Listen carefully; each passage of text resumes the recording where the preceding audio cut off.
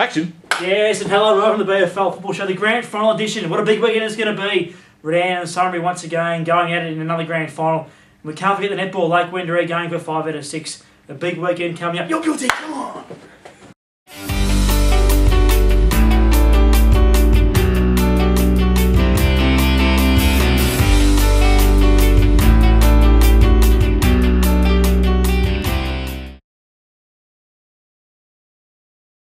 Yes, good afternoon everyone and welcome to the grand final edition, the grand final preview of the BFL Football Show for season 2012. Now this is our last show, mate. Before we go into the have a look at this weekend's big football and netball grand finals, mate. Well done this year on the show. I think you've added quite a lot, mates, and thanks for giving up a little bit of your time in your busy schedule each week for joining us, mate. So thank you. It's fantastic, mate, to be able to keep everyone up to date with what's happening in our competition across senior football, senior netball, and also in the juniors as well. It's been a pleasure, and we look forward to improving the format again next year. Yeah, for sure. Nunny, we're not going to muck around here, mate. We're going to get straight into the action for this weekend. Once again, Redan and Sunbury senior grand final.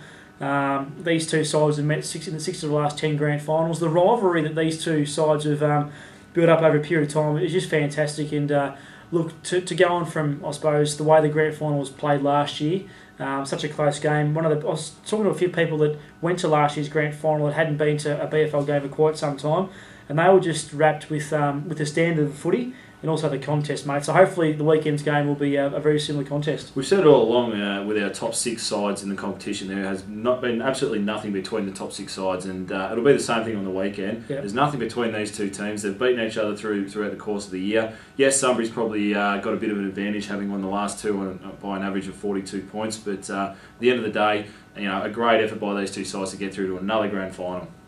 Yeah, that's right. Look, we say that Sunbury going favourites, but I think Redan have been really the best side for most of this year. It's only really the last 3 or 4 weeks that Sunbury played their best footy. We know that this time last year, Sunbury probably peaked a little bit too early, and they came into the final series with quite a few injuries. I reckon this time, from what Rick Horwood and the coaching staff have told us, that they're coming in full strength. Everyone's ready to go. So I think Redan are going in pretty much full strength as well. So it's great to see both sides at full strength. Absolutely, and we said that Sunbury probably head in with a slight advantage, having won the last 2 games on average of 42 points. But if you have a look at Redan's grand final history, have a listen to this. They've won 6 of the past 10 premierships. That's big in itself. Redan and Sunbury have played each other for the 6th time in a grand final this year. Redan having won 4 of those, Sunbury have only won the 1. Yep. So obviously Redan have a huge advantage over Sunbury in those cases. And of those 6 matchups, Redan has entered the game from a lower ladder position on every occasion except for this year. So this is the only exception where they've actually finished higher on the ladder than what Sunbury has. So that might be an omen for Sunbury. On the other hand, they're the ones that are coming from a lower ladder position and probably playing the better footy at the later end of the season.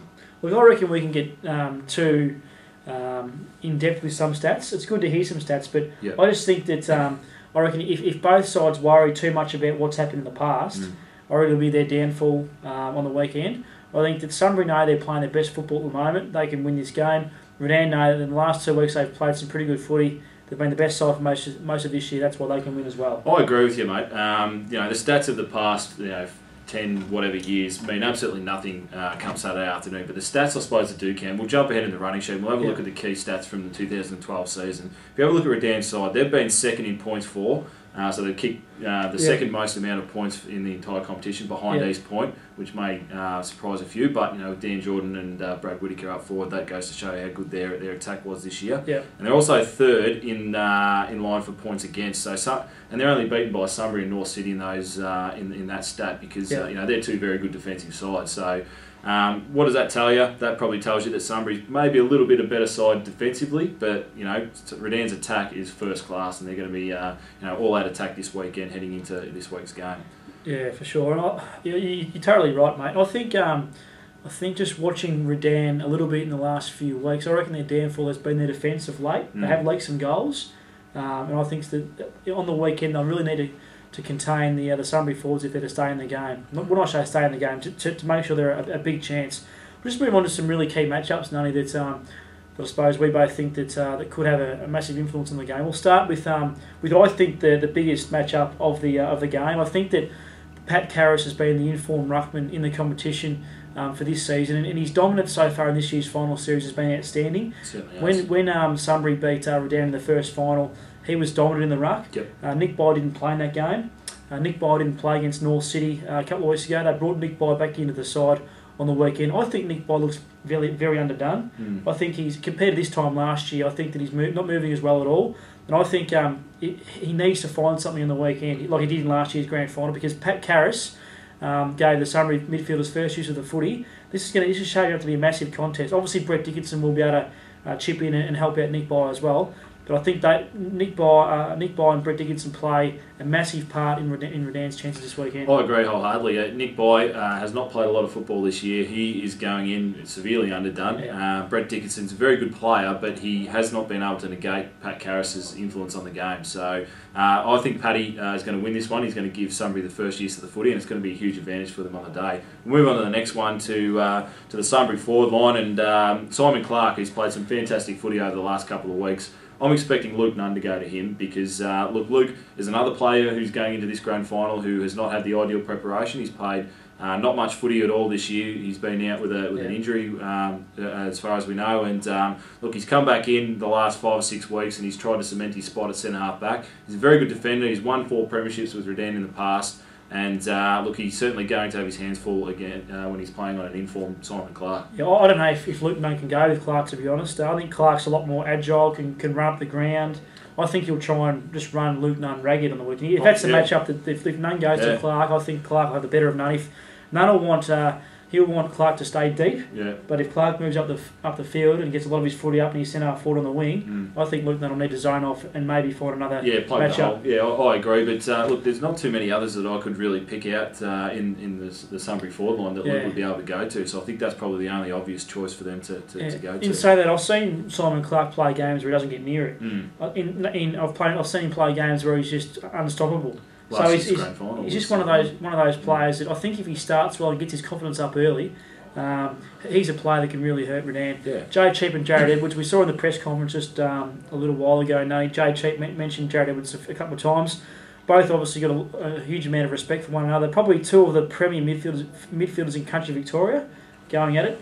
And I think this will be a really good contest. It will, but they're 2 very different on-ballers as well, because Jared, who has been dominant over the last couple of weeks, is the in-and-under type player who feeds it out to his running players. And Jay, whilst Jay Cheap is in there getting the footy out to his teammates as well, he's probably not as hard as what Jared Edwards is. Now, that's not a criticism of Jay in any way, shape or form. It's just more of a compliment to Jared in the way that he goes about his football. Yeah. Jay's a very, very good player, don't get me wrong, and he's going to be crucial for them winning this premiership on the weekend. So, I think it'll be a great matchup. 2 different style midfielders going at it head to head, and it'll be interesting to see who comes out on top. Next matchup we'll look at is Alan O'Connor and Damien Horbury. We know Damien Horbury, he plays some good footy when it matters, I think, and last year's grand final really echoed that. His performance in the last quarter and to kick some really important goals at some big stages for Redan was fantastic, and he's a player that someone need to watch. Probably an ideal matchup for Alan O'Connor. Been a little bit quiet over the last couple of weeks, and Okie could go to Damien Horbury. He might go to Brenton Reardon as well. Brenton Reardon's had a fantastic season too, and he's that bigger frame, strong body type player. So one of those 2 you would expect Alan O'Connor to go to. Ross Light and Nathan Horbury is another one. Nathan Horbury a couple of weeks ago against North Ballarat City, when he came back into the side, people were worried about his shoulder. He didn't miss a beat. He absolutely slaughtered North Ballarat City out of the midfield, and he delivered too with his beautiful left foot skills. So that's another kind of matchup that I reckon is going to be great one to watch. Ross Light's had a great season, Team of the Year member as well, and he's going to be one to stop too. Both outstanding players, these 2 players. Nathan Horbury is a class act. The way he uses a footy, he's second to none. I don't think you get a better field kick in the comp, to be honest, and I think all the Redan forwards their eyes must light up when they see him with the footy in his hands. This is going to be a really good contest. I'm not too sure whether these 2 players will play too close to each other. Nathan Horbury seems to get on his own a fair bit, but I think they'll be I suppose thereabouts, I suppose, with each other a fair bit of the day. But I think Nathan Horbury, just watching the way he plays on the weekend, he runs off the half-back line at centre bounces all the time and gets that free ball. I think that someone need to watch that. Have someone on him, whether it's Ross Slater, I'm not too sure who it could be, but he's a player they definitely need to watch, Sunbury. The other one's Brett Chambers and Dean Chester. Dean Chester's a live wire for the Redan Footy Club. Very quiet in the qualifying final. Didn't get many opportunities to score, but he's one of those players. He only needs 10 minutes to tear a game apart, and if you give him that 10 minutes, you could be waving goodbye to a Premiership Cup. Yeah, that's right. Look, he's very opportunistic. As you said, he can be quiet for 2 or 3 quarters and then break the game open by himself in the space of 10 or 15 minutes. He gets a lot of the ball over the back. I think he's a player that's he knows how to get in the right position, I suppose, close to goal. And the person who plays on him can't afford to zone off. I think they've got to stay have a very close check on him all the time, and not so much get in front of him. I think stay behind him. He likes to double back and run over the back of the pack and kick a few cheap ones. Brett Chambers has had a very good year, another very good year. He just keeps going and going and going. He's a very reliable defender, and he's obviously very good on the attack as well. Yeah. So watch out for that matchup, a really good one. Tom Lamb and Cam McCabe, 2 very good players. Both had pretty good years. Tom Lamb's been outstanding, Rookie of the Year. He just runs and runs. He does. And he can play at both ends of the ground. So look, this is just a bit of a guessing game who's going to match up on who on the weekend. And I highly would not expect Lamb and McCabe to match up against each other. But who knows? If Lamb starts in the back line, which he has done for a majority of the year, then you could see that match up. But if Lamb goes forward like we've seen in the last 2 weeks, who knows who he's going to get. But Cameron McCabe, very smart player, uses his body very well, and he's a very good footballer. So he's had another good year too. Now, Nunny, just moving on to the way the teams might line up. Do you want to touch on? We'll bring up the Redan side first, so we'll have a look at that. And look, this is basically the lineup that they had taking into the to the preliminary final on the weekend. And look, there's an extended bench there that we're going to have a look at. And look, Nick Bye, you would expect would probably start on the ground, maybe in the ruck. Not too sure. He might start on the bench. They've got a long list of interchange players there. It'd be very difficult to try and pick out the 3 or 4 that will actually play. But they're looking like a very settled side at the moment with obviously Ryan Waite in the back pocket. He's had a really good year and a very good last couple of weeks. Matty Hayden has another one who probably plays on the wing and moves more towards the defensive line and helps out his defenders.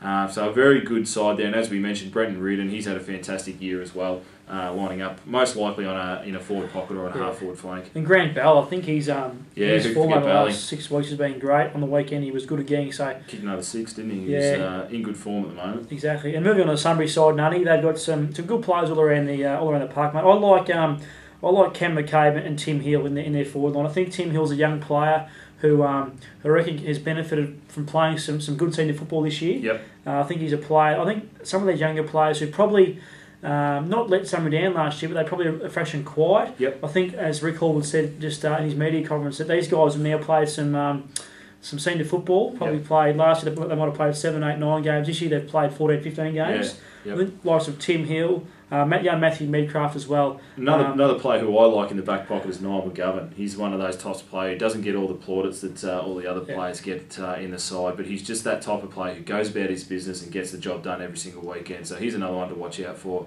on the weekend too. Dale Koenig, he should come back into the side after an illness last week. The big one will be Xavier Linton. If he lines up, where he will come into the side and who will miss out, basically. A couple of headaches there for the Sunbury coaching staff. Yeah, for sure. Now, Nunny, so just moving on to the, I suppose you touched on Linton and Koenig, fitness test there, so we'll see if they come in. In terms of any changes, I don't think there'll be too many changes. I don't reckon Redan will make any. Yeah, I mean, they've got a full list to pick from, so, and their reserves are obviously in the finals as well, so we'll have to wait and see if any changes are made. But they weren't giving too much away, the coaches, before. Certainly not. But look, it's going to be a great game. It's going to kick off, obviously, 2:30 p.m. at the Eastern Oval on Saturday. And if you're doing anything on Saturday, get down and have a look. Very good. Now, Nunny, just moving along to the netball, mate. Big game coming up this weekend between Lake Wendouree and Melton. These two sides met a couple of weeks ago.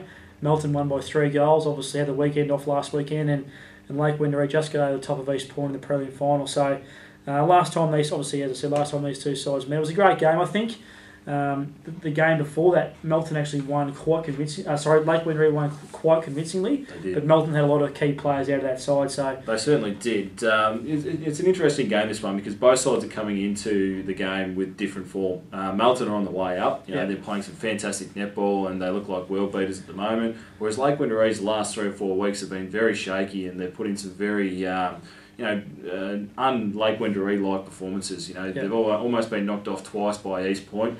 They lost to Melton, and now they've got Melton again in the grand final, so it's going to be a cracking game.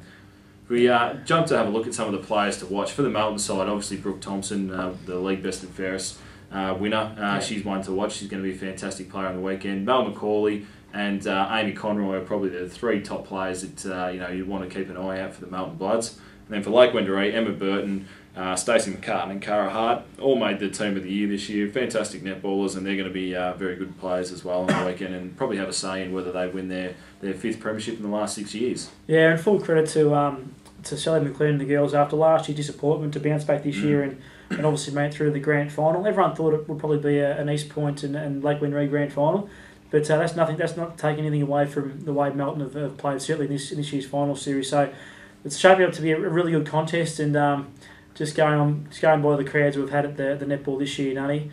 Obviously with Lake Wendouree footballers also out, I think it's going to be shaping up to be a really big crowd, and the netball just seems to be growing, I reckon. I know it's always been big, but the crowds that get down to the netball court is fantastic. So absolutely. If we move on to just a couple of things ahead of obviously this weekend, we've got the senior football match is going to be streamed live to our website. So if you're not able to get down to the Eastern Oval this weekend, jump onto the BFL website, www.bfl.vcfl.com.au. There'll be the main news item there that you'll click on, and that'll take you straight to the live streaming of the game, which is a great initiative by the league, and it's enabled a lot of those people who are maybe overseas or in another state who still want to watch the game. They can actually have a look at the BFL Grand Final, which is fantastic. So keep your eyes peeled for that. The senior game obviously starts at 2:30 p.m. We're all looking forward to that one. Reserves will kick off at 11:30 a.m. and then the under-18s is obviously preceding that at 9:30 a.m.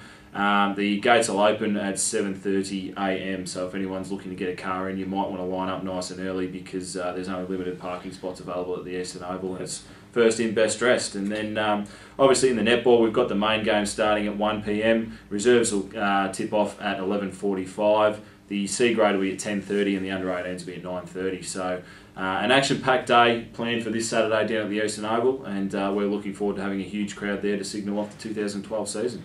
Nunny, and the forecast for this weekend looks pretty good as well, which is great. So, I think cloudy and 18 degrees, which is nice and comfortable to be playing football or netball. Which is great. Nunny, I think we've summed up, we've pretty much covered everything in terms of football and netball, mate. Thanks very much for your input throughout the season. It's been, I suppose, greatly appreciated. We should also thank the people who have tuned in each week to watch the BFL Footy Show. Hopefully you've enjoyed the show, and I suppose gained some information that I suppose helped you out with following the league throughout the year. So just want to say congratulations to you, Brades, on doing a sensational professional job in obviously hosting a show too. Very lucky to have a person of your calibre working for us, and to host the show on a weekly basis like you do, mate. You've done a sensational job, and I'm sure you'd want to say goodbye to Gilly one last time. Gilly, it's obviously grand final weekend this weekend, mate. So this is what you play for, mate. So wish you all the very best. Nunny, another show done, mate. Another year done. Thanks very much, mate. And we'll sit back and enjoy the great grand finals. Hopefully they'll be on the weekend. Yeah, thank you very much. Looking forward to a close game. It should be an absolute ripper in both football and netball. Yeah, once again, thanks so much for joining us on the BFL Football Show for another year. Proudly supported by McDonald's Ballarat and Ballarat Toyota. For now, it's goodbye. Goodbye.